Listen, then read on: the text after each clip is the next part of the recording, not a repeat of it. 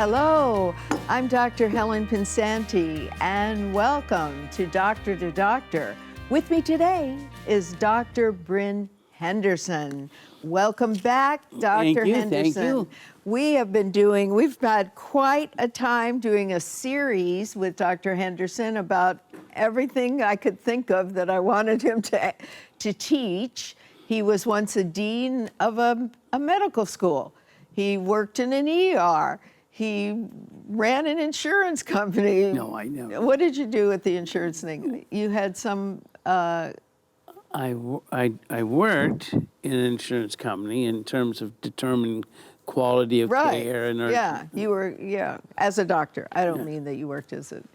But you have a broad background of many, many areas, and it's quite fascinating to sit and talk, and things come tumbling out, and they're amazing. Well, thank you. They're amazing. Today, we're going to talk about chronic fatigue, and before I ask him questions, I will tell you that I have been treating or attempting to treat chronic fatigue since 1985 and failed.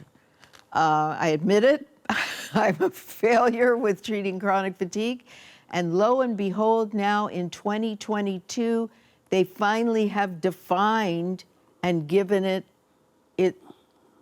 meaning. It's play. All right, so the first thing I'm going to ask you is, what is chronic fatigue? Chronic fatigue syndrome began as a stigma.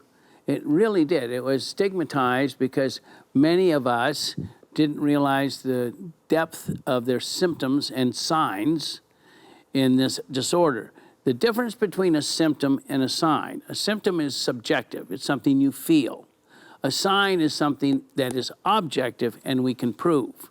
And as soon as a disorder moves from a symptom base to a sign based, it has far better metrics, things you can measure, that give it stability within the diagnostic lexicon of our crazy medical world. This particular symptom complex symptom complex began in the psychiatric world. And so it was differentiated from what we'd call non-psychiatric versus psychiatric. So this now has moved out of the psychiatric realm into a more clinical, non-psychiatric. It's not a disease in your head. It is no longer something that you just feel. Finally, we have help for our chronic fatigue patients, because most of them, the doctors would just say it's all in your head. Yes, ma'am. And they would come to me crying their eyes out. I just gave them vitamins. I didn't have anything else to give them. Okay. I just gave them a shot. And so what happened here is a coalition of physicians who, like yourself, have seen enough pattern. Medicine is patterns, right? So if you decide that this has been now seen by me, you're saying this, Dr. Helen, I've seen 15 people, but now I've seen 50. Yeah. And now I've seen 100. Yeah. It's likely that it's not a splash in the pan. Right. This has got to be defined better. So who does that is us, is the physicians who should be doing this. So those men and women that have helped us do this formed a coalition. Now, I even brought some of that information with me. So this coalition then went to work. It took a decade or more. Yeah, it took a long time, because they had not only to clarify what were the potential symptoms and the potential signs, but which ones of those that were measurable, the objective ones, were recurrent in the majority of that population. Okay. It makes sense? Yeah, following. Okay. I'm following. Okay, so now the other thing that happened is they got to look at it, your favorite word, the comorbidities of this particular pattern of symptoms and signs. All right. That led to stages. If it's early in this disorder, you're going to have a certain sequence and severity of symptoms and signs. Okay. If it's late, I mean, you could be a basket case. Who knows? Because nobody believed you for the first 20 years. And now, usually the prevalence here are female to male. 80% of these patients have suffered with this are female in gender. Right. So now when you're looking at the credibility of them, okay, that was called into question until they defined this disorder. So this disorder is no longer felt to be psychiatric at all. So you have had some experience with what illnesses they have. I brought this out because it says here, now this is from the coalition. So what does that mean? Yeah, what is coalition? Who were these people? Okay, the MECFS Clinical Coalition is diagnosing this now. And so what is ME? You love to say that, so go ahead. No, I don't know what it's it is. myalgic, means muscles. Encephalomyelitis. Encephalo means head. Myelo is muscle. Itis means inflammation. Okay. And it's acronym, and it's no longer used much, is the chronic fatigue syndrome. Oh, yeah. So the initials that they're using today, this is in 2022, is ME, that's pretty easy, and then CFS for chronic fatigue. It's chronic, it's complex, it's debilitating. Some of these patients are bedridden, and you've probably seen them. I didn't see any bedridden, but I saw people who were just ached and they'd be in the office and they'd say, I've been in bed for 3 days. Well, that's interesting because one of the first paragraphs in here is how do these patients present? Yeah. And it is often sudden. Yeah. And here we've been taught that it was usually chronic, right? Yeah. So it's sudden, and they report they have infectious-like symptoms. Yeah. Okay. So and it's debilitating. Yes. And it changes their functions, their GI functions, and everything else. Yeah.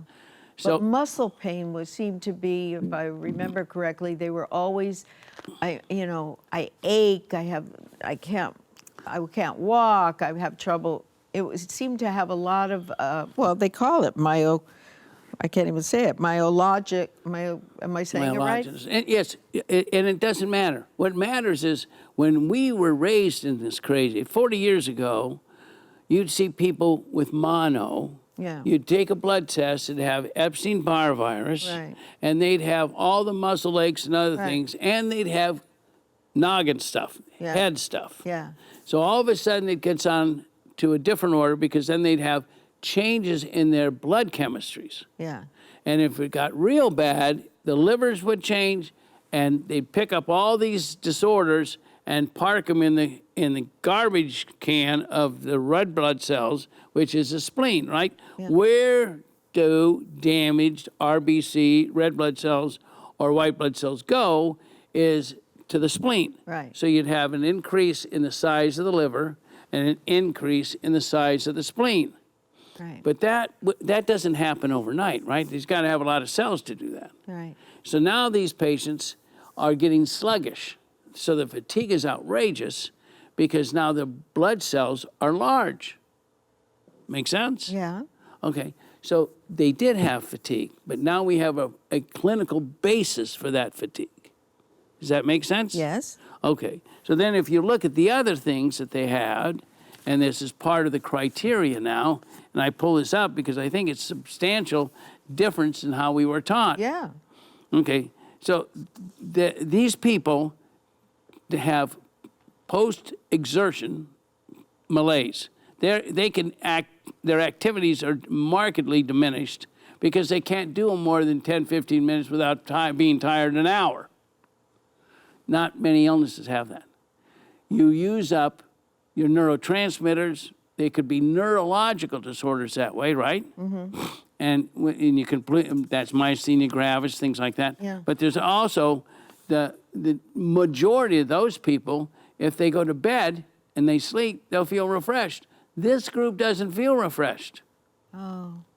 Okay? So that's a clue. That's another big clue. So they're sluggish. Uh-huh. They sleep and they're still sluggish. Okay. All right. Okay, so then the brain fog they had in the old, they still have. Yeah. And now they've given it a name. They've given it encephalomyelitis. Encephalo just means in the brain. Right. Myelitis, of course, In means the muscle, muscle. okay, and inflammation. Right. So that makes sense Yeah. because now we have imaging that we didn't have before. So we do that in our office, right? We do brain maps. Yeah. Those are QEEGs. Right. Okay, a brain map tracks 5 brain waves. Yeah. And they also have patterns to those waves. We have a doctor in our office that does nothing but read those maps. In fact, we were very fortunate because years ago when we started this advanced clinical exam, we did a map on absolutely every patient. So now we have a database of a lot of maps from normal people. Okay? And tell them about how taking a sidetrack here, about how you map. Another Brain detour. mapping. People may not know what brain mapping is. Brain mapping was developed for tracking seizures. So this is the electrical activity of our brains. And there used to be seizures called epilepsy. And then there was myoclonic, muscle clonic, and those people get rigid backs when they're having a seizure. Okay. Anytime we have a seizure that's real, what is the major risk of that? Is a lack of blood to the brain. That brain is vibrating those vessels, and there's not blood going to that area that's seizing. So that means that that's damaged. And many times you can have concussed people, besides seizure patients, that have damage to the brain, and we don't pick it up because we're not tracking the brain waves.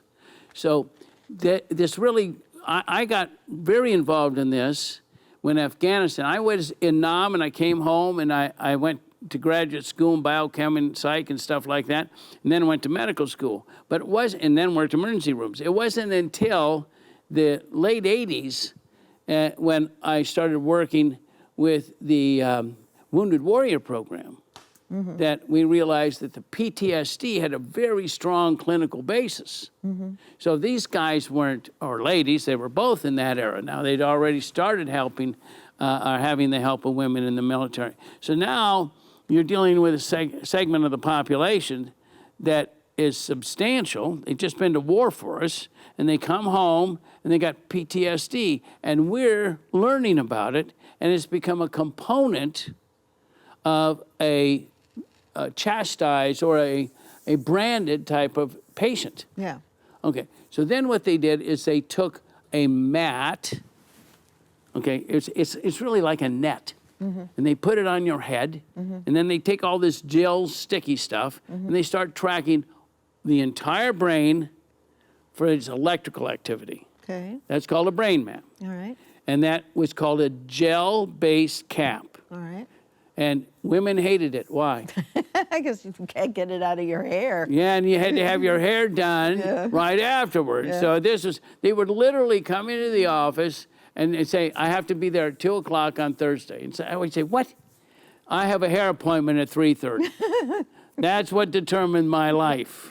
Okay. And so I got to understand this very well. Okay. So then what happens is you take a gel, this gunky stuff you use with ultrasounds and things, and because you had to have conductivity between the scalp and the electrode. Okay. So all that aside, they moved to DARPA, the Defense Agency of the United States of America, spent about $30 million creating a hard cap, so you didn't have this gel stuff. You'd put the cap on like a baseball cap, but it weighed a little more. In fact, the weight precluded it from being used on weak or injured patients sometimes. So anyway, so now you've got a cap that can track. Okay. How often you do it becomes a question because nobody's done this before. Okay. And so now we find out that there's patterns to these injuries. PTSD is not only one of the forefront areas, but it turns out it's very treatable. But Okay, so it's like an electrocardiogram of the heart, in only your you're head. doing it in your brain, That- and you absolutely. you could see the disease and say, you've got this, you've got that, you've Yeah. got this. But it's better than an EKG because how many leads does EKG have? 12. 12. This has 5. Because Okay. you got 5 brain waves. You're checking each lobe, the temporal, all the frontal, the occipital, all the lobes. Okay. And you're determining the flow of electrical activity through there. Okay. What happens if there's no flow? It's screwed up, right? Yeah. So then the question becomes, that's a clinical term, by the way. Yeah. Screwed up. Yeah. Okay. The question becomes, what is the perfusion? So what if it's not getting blood? Well, it's dead, Yeah. right? Yeah. So what they found is little pockets in our service members, male, female, in which they didn't get blood. Oh my gosh. Wild. So this crazy disorder then prompted us, the medical community of this country, to figure out what in the heck is going on here Yeah. in terms of patterns. And this coalition did that. And so if you read, and that's what I was going to make sure you understand, Yeah. this other symptoms include widespread pain, so not localized, Yeah, I because had- your brain could be anywhere. I could see that. I had patients that had the widespread right? pain. And headaches, sleep disorders, Yes. visual stuff, Yeah. okay, sensitivities to light, noise, and chemicals. Which would then throw you off to thinking that they had migraines. That's right. And all these GI problems were outrageous. Yeah. But they're coming from the head. Now, nothing happens in your motor without your motor cortex directing that. Do you agree? The motor cortex goes from ear to ear, boom, and that determines if you're moving your finger, moving your leg. That determines, that part of your motor cortex in the brain determines that. So you can track it. You can see that she or he doesn't move their leg right. So all of a sudden, these patterns started picking up pathology. And then it became one, and that's what really prompted me personally to get into this, because somebody had to figure out how the hell to fix it. Right. And so what we did is we worked with some experts, and these people were excellent. And most of them came out of our military areas, and they were very sincere about figuring out solutions. So if somebody's watching and they have a friend or a loved one or a family member that has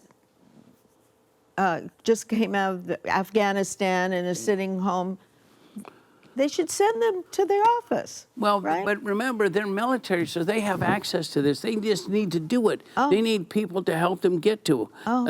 a provider. And we have that because that then spawned an entire industry. Okay. For example, we have these maps, we call them brain maps, Right. and we have them on patients. We had a man, probably 5, 7, maybe 10 years ago. He comes in, he gets a map, and it shows that he's dyslexic. He's known he's dyslexic all his life, but nobody figured it out. He runs a company. So he sets me down after we gave him the report. He says, I want to do this on every one of my employees. Yeah, Yeah. he did it. He did it on 50 employees, and he found 17 dyslexics. No, that's not. 17 out of 50? Yeah. What? It's that high in the Yeah, yeah. population, or just in his business? Well, I don't know that. What? But I can tell you, I know the numbers because I was One that amazed. did it. Yeah, but I was amazed at the, Yeah. and he knew it because they were screwing up. They'd give him directions and they wouldn't read it right. Now, there's many types of dyslexia, right? There's 6 or 7 types of Yeah. dyslexia. So are you a math dyslexic? So you're flipping numbers around, or are you phrases? Are you flipping phrases around? What are you doing? So, and it varies per language. So dyslexia is a science in itself. Yeah. It's fascinating. Yeah. But you can pick it up easily in the 2nd grade. Yeah. So there are people, experts in speech therapists, that probably know more about this. Well, what I know about is the technology side, Right. because we were running this brain-computer interface. So can children have brain mapping? Oh, absolutely. We do it all the time. Hon. And you could pick up. You can pick up If they have dyslexia, you can pick up ADHD, you can pick up seizure disorders, and you pick up a lot of things that are not routinely found because we didn't, until hopefully recently, do a brain map. Wow. So you're saying that someone who served this country, and say if recently in Afghanistan, comes home, they can go to the Veterans Hospital and they'll do a brain mapping? Yes, they do. The veterans' health system in this country Right. is very strong. Okay. But two corrections. Afghanistan was a long time ago. Oh, sorry. So you have Iraq and Iran. There's a lot of things that have passed Since. that are more frequent. But all those men and women deserve a complete evaluation. And then it's incumbent upon us to just get them care. Yeah. And it's covered by their insurance anyway. So Yeah. this is not but it's knowing about it. Right. Right. That's what we're here for. That's what this show's all about. Yeah. Doctor to doctor, to bring your knowledge to the general public. We had 2 schools that did it. We had, from that very brief encounter with that man and his patients, there were 2 private schools that wanted all their kids tested.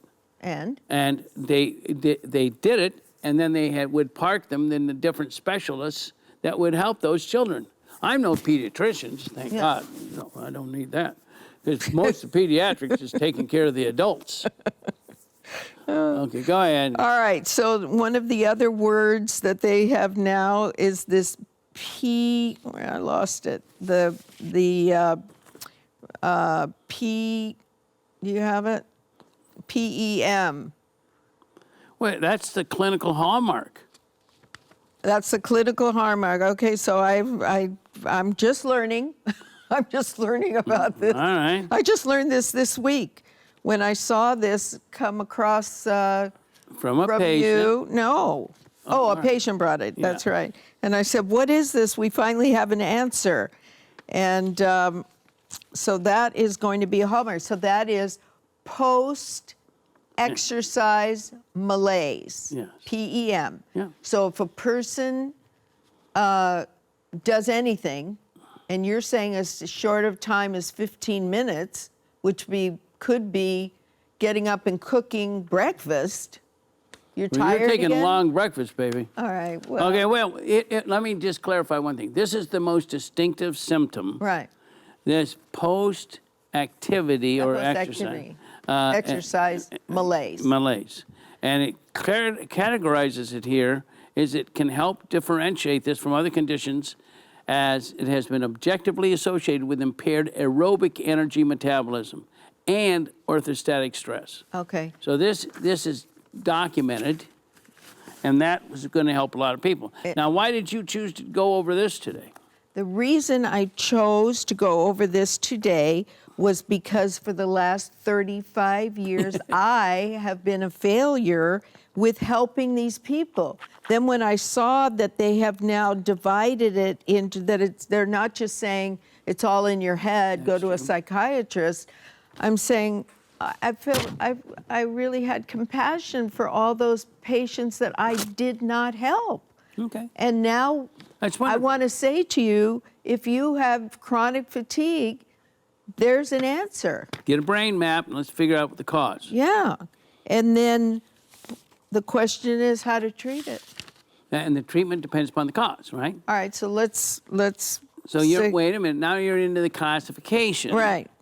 And we went over that a little bit. What are the signs that you have? Right, we Right. did that. And you said you had many with headaches and other things, right? Mostly muscle pain that I remember. So we can help that in heartbeat with just peptides.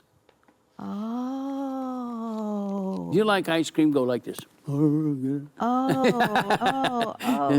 Yeah, that's how come that I we've didn't been even successful think at of that. peptides. This is the first time I've heard you say that we could treat chronic fatigue with peptides. Yeah. We've only been talking about what it is and how they We figured haven't it got to out. the treatment yet, but we do it all the time. Let me hear it. What peptide? Oh, the muscle one. That's- the BP and the cerebralizing. and the cerebralizing. So the head, the cognition, Yeah. and the muscle, Yeah. and then you give them the IVs for pain and inflammation. Bingo. Go girl. Bingo. We have an answer. We have an answer. All right. So, how many patients did you have in the past with chronic fatigue? What did you do for them in the past? Well, I am like you. When we cut our teeth in this profession, what I said was true. It wasn't categorized as a clinical illness. Now it is. So because of our extensive experience with this brain mapping, we have hundreds. So have they responded? Absolutely. Oh, you've already been treating chronic fatigue Oh, yes, without knowing about this? that's true. Wow. I didn't Because know. we saw it work. But these guys did. They deserve a tremendous accolade. Oh, yeah. Oh, yeah. Think of the number of hours. Yeah. And they probably did it by email in all different countries and coming together, Yeah. you know, that way. All right. So let's just sum it up for our chronic fatigue patients. And Helen Pensanti. Yeah. Come on. You sum it up. Well, now we've developed a pattern that's measurable, that's complemented by symptoms the patient gives us to define the stage and the treatment for what is now called ME/CFS. And you have an answer. You have an answer for help with peptides, vitamins, minerals, and it works. Absolutely. Well, you talk to your new patients and invite them to your office. Well, thank you for attending. And our I guess we'd call this show. Is it a show? Yeah? Thank you for attending our show. And please be aware that this is on a weekly basis. And you're welcome in our office as well. We're located near the Orange Circle in the city of Orange. And you call first so that you're fully informed as to whatever the responsibilities are that you have and I have. And we'll happily help you. And we pre-authorize your insurance, so there's no surprises. We don't like surprises to give somebody a bill that they don't know about. And we're going to be talking, and I want you to be prepared because no surprises, we are going to be talking about that advanced clinical exam in another show. Okay, So I'll be ready. You got to be ready for that. And I just want to personally talk to all the people with chronic fatigue that have shed many tears. And doctors just said it's all in your head. And I apologize to my patients that I didn't help because, I only knew to give vitamins and minerals, and now You've we have rectified it, peptides. and you're ready to help them. And I hope you do come in and visit us because we have something new for you. You do not have to suffer. You do not have to have those sleepless nights, and you could be helped. And please come and see us because we do have an answer for you. And he's right here with his peptides of 2 peptides for sure, cerebrolysin and the BPH 157. So thank you for being with us today. Please come and see us. I know we can help you.